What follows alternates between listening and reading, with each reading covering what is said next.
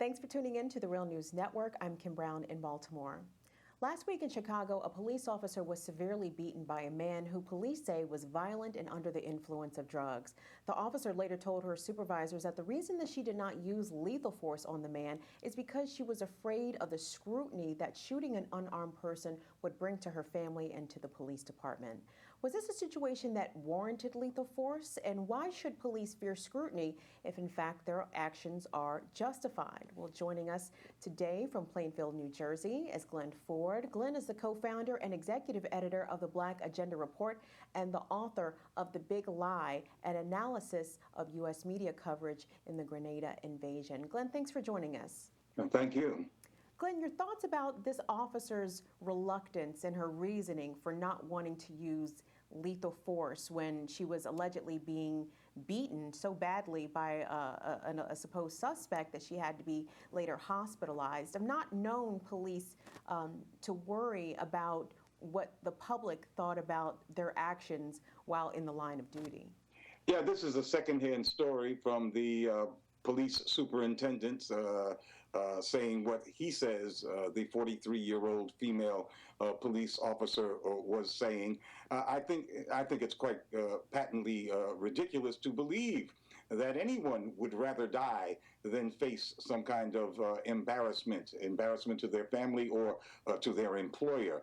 That sounds insane. But if in this new era of scrutiny of police officers, if they have to think 2 or 3 or 5 times before they shoot in some future police department, Chicago Police Department is certainly not like that yet, but if that would come about, and if somehow a couple of officers got killed, that has to be balanced against the hundreds of unarmed civilians that the police kill every year. We have to come and recognize the basic truth that police lives are not more valuable than civilian lives. They don't count as more. But really all this talk about what cops fear and Ferguson effects and all of that's designed to change the subject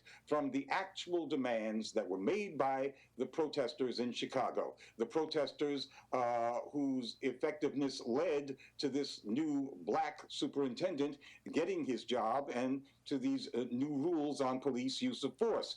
And what the Black Youth 100 Project and their allies are demanding is a defunding of the police department and community control of the police. The police department uses up about half of the Chicago city budget. But instead of defunding the police, what Chicago is proposing is adding 1,000 new cops to the force, no matter how much that costs. And it should be pointed out that Chicago already has one of the country's highest ratios in the number of cops to civilians. Another city that has an even higher ratio of cops to civilians is Baltimore, and they are having a big spike in homicides, despite the fact that they have so many more cops per capita than most cities. So this correlation between the number of cops and its effect on crime certainly is not clear. But one thing is clear in the minds of the black community, or at least in the minds of the protesters. That is that folks don't want more contact, more unwanted contact with the police. More unwanted contact with the police leads to more mass black incarceration. And if anybody believes that there are cops out there who would rather die than be accountable to a news media, or rather die than see their faces on YouTube, well, I guess those kinds of cops would actually have to go extinct if they were going to be actually accountable to the public, the communities that they patrol in. And maybe that will be a good thing too.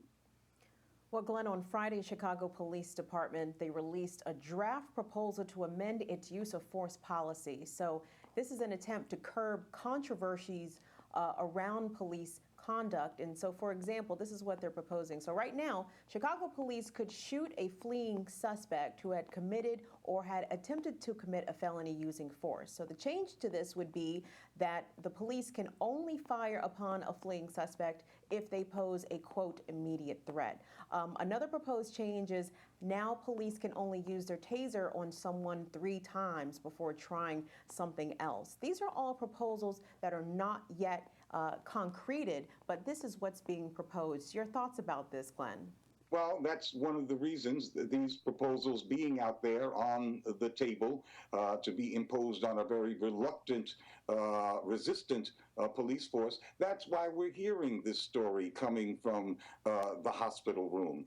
These new rules would elevate the sanctity of life over the necessity for people to comply with officers. And they call for officers to de-escalate confrontations rather than go straight for the gun. And the cops are bragging about these proposals, that is the ones who made them, saying that they afford more protections than the Supreme Court does. Well, you need to take that with a grain of salt. In practice, the U.S.